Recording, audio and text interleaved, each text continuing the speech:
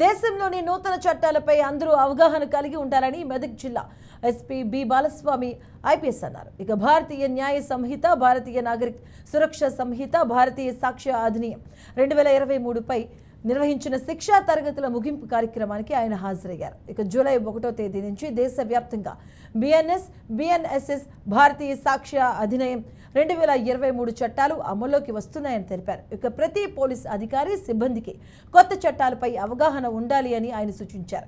కొత్త చట్టాలు అమలు జరిగిన తర్వాత సమస్యలు తలెత్తకుండా అన్ని సెక్షన్లపై పూర్తి అవగాహన అవసరమన్నారు. ప్రజలకు మరింత సమర్థవంతంగా సేవలు అందించేందుకు ఈ కొత్త చట్టాలు వీలుగా ఉంటాయని ఆయన అభిప్రాయం వ్యక్తం చేశారు. భారత న్యాయ సంహిత is nothing but IPC itself. భారత నాగరిక సురక్ష సంహిత is nothing but CRPC. And భారతీయ సాక్ష్య సంహిత is nothing but Indian Evidence Act. So English కొంచెం దాదాపు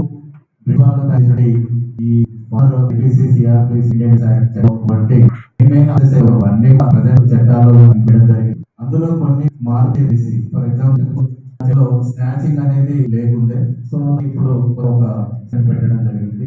తర్వాత ప్రొసీజర్ అంటే ఐపీసీ ఏదైతే భారత న్యాయ సంహిత ఏదైతే అందులో దాదాపు అన్ని కూడా what is offence and what is punishment.